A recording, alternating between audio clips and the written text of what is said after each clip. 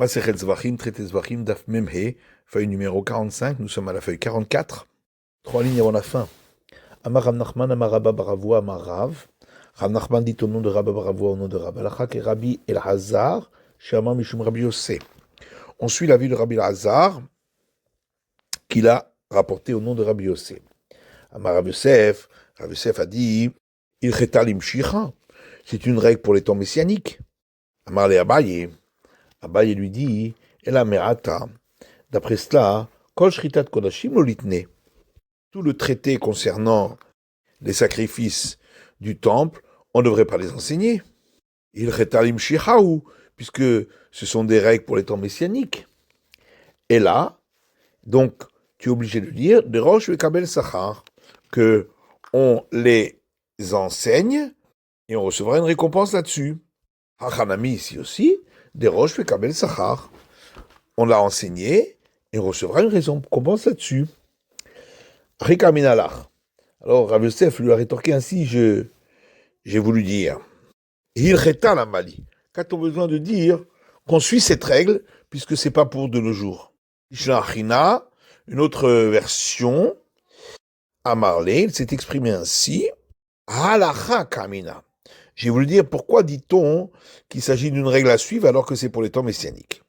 Matitil Mishnah. Koche Obde Kochavim, des sacrifices qui ont été sanctifiés par des non-juifs idolâtres. En chayavin alehen mishum pigul notar vetame. On n'est pas passible si on les consomme, alors qu'ils ont le titre de pigoul, ou si on a dépassé le temps limite de consommation, ou s'ils sont impurs. Verachoratan bachutz est celui qui en fait l'abattage rituel à l'extérieur du temple, patour, est dispensé de la sanction du retranchement. Divrei Rabbi Shimon, ce sont les paroles de Rabbi Shimon, Rabbi Yossé Mechayev. Alors que Rabbi Yossé dit que on est passible de cette sanction comme pour des sacrifices d'Israël. Gemara, Tanoura Banan. Ça, j'enseigne dans une braïta. Koche Ovde Kochavim, les sacrifices sanctifiés par les non-juifs idolâtres, l'onehenin, on n'a pas le droit de tirer profit d'eux, Velomo Alin. Et si on a tiré profit, on n'est pas passible de la sanction du sacrifice à ce sujet. Et on n'est pas passible de la sanction du retranchement pour eux, Mishum Pigoul notar vetame, si on les a consommés alors qu'ils avaient le statut de Pigoul, ou s'ils avaient dépassé le temps limite de consommation, ou s'ils étaient impurs. Et on ne peut pas faire de transfert de sainteté à partir de ces sacrifices. Et les non-juifs idolâtres ne peuvent pas apporter de libation, aval korbanan, mais les sacrifices qu'ils apportent, taoun, nécessitent nesachim des libations. Divrei Rabbi Shimon, c'est parole de Rabbi Shimon. Amar Rabbi Yossé dit, Roani bechulan lehachmir, je considère dans tous ces cas-là qu'on doit suivre la règle de sévérité, chez Neymar Bahen, puisqu'il est dit au sujet de ces sacrifices des non-juifs, l'Hachem pour l'éternel. Donc ils sont comme les sacrifices des juifs. Quand est-ce que Rabbi Shimon dit qu'on n'est pas passible de la sanction du sacrifice de Merila? Mais Koche Misbéa, ce sont des éléments sanctifiés pour l'autel. Aval Bekoche Belikabait, mais s'il s'agit d'éléments sanctifiés pour l'intendance du temple, bon, Alin Bahen, on n'est passible de la sanction du sacrifice de Merila si on en a tiré profit. L'onehenin velo mo'alin. Donc on a dit dans la Braïta qu'on ne peut pas en tirer profit, mais qu'on n'est pas passible de la sanction du sacrifice de Merila si on en a tiré profit. L'onehenin midrabanan. On n'a donc pas le droit d'en tirer profit de par institution rabbinique. Velo mo'alin. Par contre, on n'est pas passible du sacrifice de Merila si on en a tiré profit.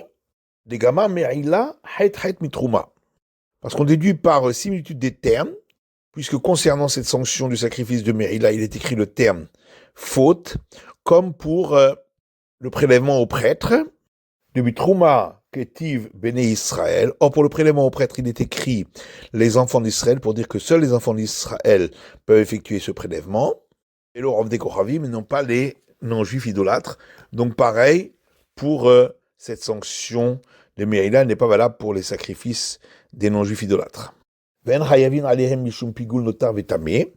on a dit qu'on n'est pas passible de la sanction du retranchement si on les a consommés alors qu'ils avaient le statut de pigoul ou s'ils avaient dépassé le temps limite de consommation ou s'ils étaient impurs. Maïtama, pourquoi? Deate pigoul avon minotar. Pour le cas du pigoul, on apprend par similitude des termes iniquité, qui est écrit également concernant ce qui a dépassé le temps limite de consommation. Et pour ce qui a dépassé le temps limite de consommation, on le déduit par similitude des termes profanés, qui est écrit également concernant le cas où c'était impur.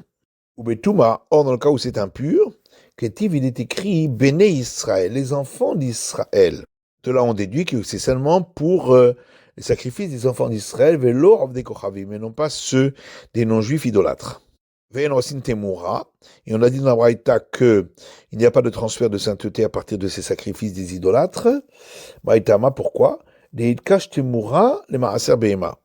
Parce qu'il y a une juxtaposition entre le transfert de sainteté et la dîme animale.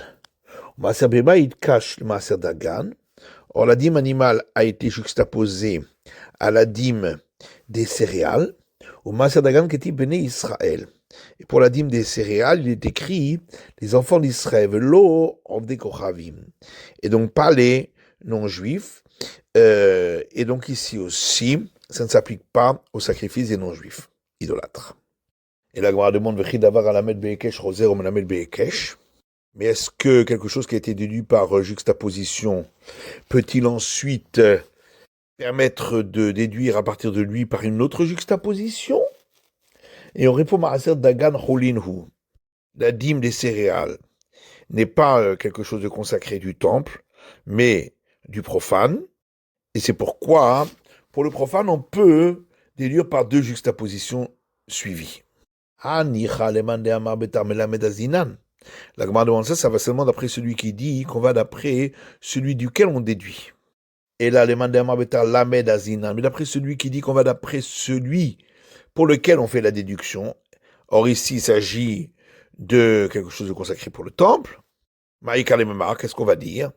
Et là, seulement il faut dire ainsi, ou la dîme animale est une obligation pour laquelle la Torah n'a pas donné de temps fixe.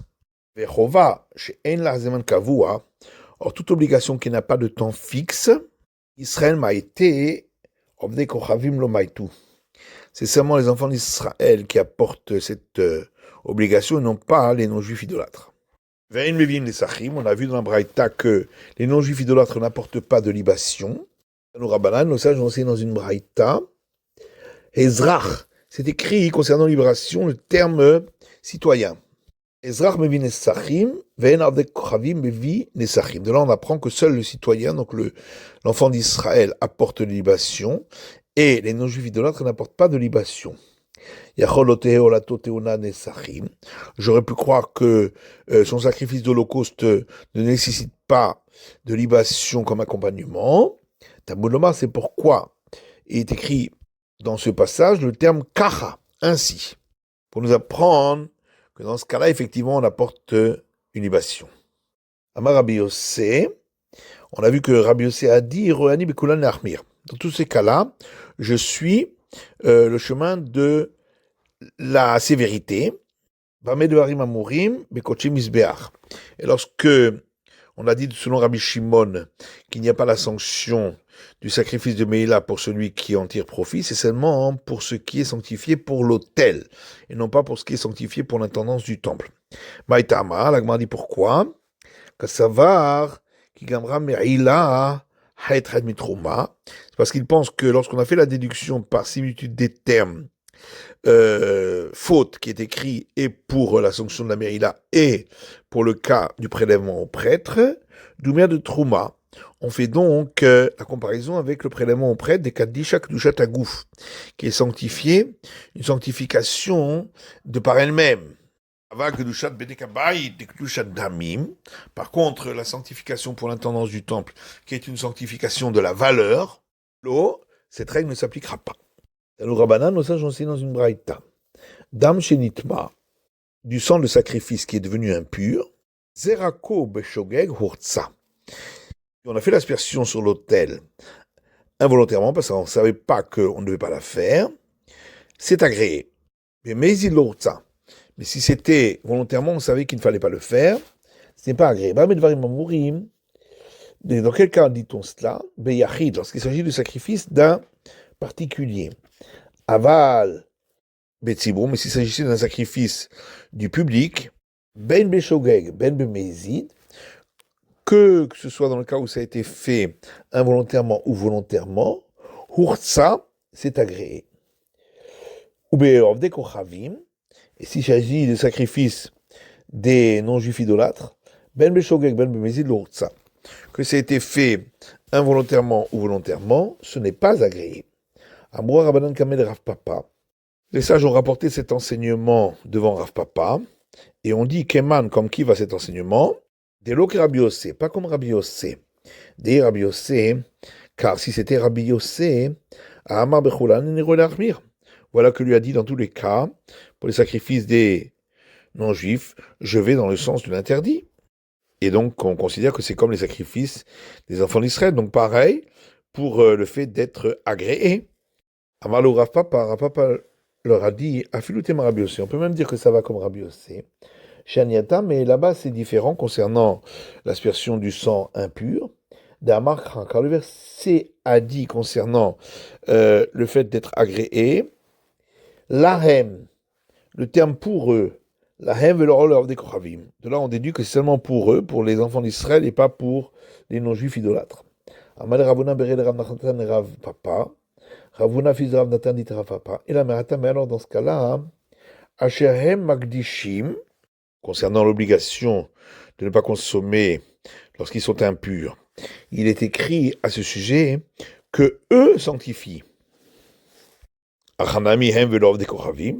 que là aussi on va dire seulement quand ce sont eux, les enfants d'Israël, qui l'ont sanctifié et pas quand c'était des non-juifs idolâtres? Et là, Ravashi, c'est pourquoi Ravashi dit Amakra le ratson lahem. C'est parce que ici, concernant l'agrément, lorsque c'était impur, il est écrit pour agrément pour eux. Et Ovdel Kochavim, la benehartsa aninu. Or, les non-juifs idolâtres, il n'y a pas de terme d'agrément à leur sujet. Matitin Mishnah. Devarim shen chayvim alem mishum pigoul. Les éléments pour lesquels il n'y a pas la sanction pour le pigoul, parce que ce ne sont pas des éléments qui sont autorisés par autre chose, comme on l'a vu. Chayvim alem mishum notar ou mishum tamé. Malgré tout, il y a la sanction du retranchement, si on les a consommés alors qu'ils avaient dépassé le temps de consommation, ou s'ils étaient impurs. Adam, sauf pour le sang. Rabbi Shimon Mechayev, Bedavar Shedarko Le'echol. Rabbi Shimon dit qu'on est passible de cette sanction uniquement s'il s'agit de quelque chose qui est habituellement consommé. Aval Aitzim va levona va ketoret. Mais lorsqu'il s'agit du bois, ou de l'encens appelé levona, ou des encens, on n'est pas passible de la sanction de retranchement si on les a mangés alors qu'ils étaient impurs. Gemara. La Gemara dit à nous Rabbanan, nos sages enseignent dans une braïta. J'aurais pu croire qu'on n'a pas la sanction lorsqu'on a consommé des éléments qui étaient impurs. Et là, Davashesh Lomatirin, si ce n'est dans le cas où sont des choses qui ont besoin d'éléments pour les autoriser, ben le Adam, ben le Misbéach, que ce soit pour la consommation de l'homme ou que ce soit pour la consommation de l'autel. Vedinu, et j'aurais pu penser qu'il s'agit d'une règle logique, par raisonnement a fortiori, en disant Ma pigoul, shu bekvia. Si déjà, la sanction, pour le cas où c'est pigoul, où on est passible, lorsque c'était involontaire, du sacrifice expiatoire fixe apporté par le particulier, ou bidia ahat, et on a besoin uniquement d'avoir su qu'on a fauté après la faute, velo ou tamiklalo, et pour lesquels il n'y a pas d'exception à cette sanction, chayvim alav, et là d'avoir chez Shlomo tirin, ben le Adam, ben le Mizbeach. Malgré tout, on voit que cette sanction n'est que sur des choses qui ont besoin d'autre chose pour les autoriser, que ce soit pour la consommation de l'homme ou que ce soit pour la consommation de l'autel. Alors, pour le cas où on consomme lorsque c'est impur, qui est plus léger, puisque le sacrifice qu'on doit apporter lorsque c'est involontaire est un sacrifice dont la valeur monte ou descend en fonction des moyens de la personne. Et on n'est passible du sacrifice que si il y avait une connaissance de la faute avant la faute et après la faute. Vehutra miklala. Et il y a une exception à cette sanction lorsque c'était impur, le cas où tout le public est impur. Et Nodine, alors n'est-ce pas à plus forte raison, qu'il y a cette sanction que pour des choses pour lesquelles il y a autre chose pour les autoriser, que ce soit pour la consommation de l'homme ou que ce soit pour la consommation de l'autel. Tamoud Lomar, c'est pourquoi on trouve à ce sujet qu'il est écrit dans le Lévitique, Asherhem Magdishimli, que eux sanctifient pour moi. Ces mots sont en trop pour dire que même dans ce cas-là, on est passible de la sanction. Yachol Miyad, j'aurais pu croire que cette sanction de retranchement, c'est lorsqu'on les a consommés, même immédiatement après qu'on les a sanctifiés. Tamoud Lomar dit grave. C'est pourquoi, toujours dans ce même passage, il est écrit qui s'approchera. Amar Rabbi Lazar, et Rabbi Lazar dit V'chiyesh nogea shur chayav. Est-ce que il existe une sanction de retranchement uniquement pour avoir touché quelque chose d'impur? Et la Matamoud Lomanikram, alors pourquoi est-il écrit qui s'approchera? Pour dire que c'est seulement pour quelque chose qui est apte à être approché, donc offert en sacrifice, que le verset parle. Haketzal, et donc, comme on va expliquer, Yesh lo matirin, mishikabu matirin. Pour ce qui a d'autres éléments pour l'autoriser, c'est à partir du moment où on aura offert ces éléments. Ein lo matirin, et ce qui n'a pas besoin d'autres éléments pour l'autoriser, mishikdash bikli, c'est à partir du moment où ça a été sanctifié dans un récipient. Ashkechan tum'a. On a donc trouvé l'origine de cette règle concernant le cas où on a consommé alors que c'est impur. Notar minalan, et pour le cas où on a consommé après le temps de consommation, d'où on sait que c'est même dans le cas d'éléments qui n'ont pas besoin d'autres éléments pour les autoriser. Parce que on apprend pour ce cas à partir d'une similitude des termes, puisque c'est écrit dans ce cas-là le terme profané, comme pour le cas de l'impureté. La Gemara dit pourquoi on n'apprend pas de la règle du pigoul par similitude des termes iniquité, pour dire que c'est comme pour le pigoul, il faudrait que ce soit des éléments qui ont besoin d'autres éléments pour les autoriser. Et la Gemara dit, il semble plus logique d'apprendre à partir du cas de l'impureté, chez Ken Gazel Simman, parce que notre cas ressemble plus au cas de l'impureté par 3 points, qui commencent par les lettres Gimel Zayin Lamed, c'est-à-dire que dans les deux cas, l'impureté et le dépassement du temps de consommation, il s'agit de quelque chose qui s'est passé sur le corps même de l'élément, que le pigoul vient par une intention. Et également, pour ces deux cas-là, ce n'est pas la zrika, c'est-à-dire l'aspersion qui amène cette sanction, ce qui n'est pas le cas pour le pigoul, où c'est l'aspersion qui amène cette sanction. Et dans les deux cas, il y a le lamed, c'est-à-dire qu'on a utilisé le terme chiloul qui veut dire profanation. Et la Gemara dit Adraba, mais au contraire, le pigoul avait le melaf. On aurait dû déduire plutôt du cas du pigoul, chez Ken Tzitz Tahor Bisman Karev. Car dans les deux cas, pour ce qui a dépassé le temps imparti, et pour le cas du pigoul, s'appliquent les règles suivantes. Il n'y a pas d'agrément grâce au tzitz, au diadème que porte le grand prêtre. Les deux cas, il s'agit d'éléments purs. Dans les deux cas, c'est lié avec le temps. Soit ça a dépassé le temps imparti, soit on a eu l'intention de consommer après le temps imparti. Et dans les deux cas, le problème est sur l'élément lui-même, alors que pour l'impureté, c'est l'homme qui est le problème parce qu'il est impur. Et là, Militan et Lévi. En vérité, on apprend de la braïta enseignée par Lévi, d'Étané Lévi, car Lévi a enseigné dans une braïta. Minaïn, chez Ab Psulzman à Katomedaber. D'où sait-on que, du verset où on apprend que l'interdiction de consommer quand on est impur, qui s'applique à tous les éléments, même ceux qui n'ont pas besoin d'autres éléments pour les autoriser, ce sera la même chose pour l'interdiction de manger après le temps imparti et la sanction. Mars, parce qu'il est écrit dans ce passage concernant celui qui mange un temps impur, qu'il ne profane pas mon saint nom, qu'il sanctifie pour moi. Étant donné qu'il y a deux lamed dans ce terme profané, on apprend que le verset parle de deux sortes de profanation. Echad psulnotar, un, lorsqu'il s'agit d'un élément qui a dépassé le temps de consommation, Echad psul tuma, et l'autre lorsqu'il s'agit de le consommer alors qu'on est impur. C'est la fin de l'étude du Daf Memhe, de la feuille numéro 45.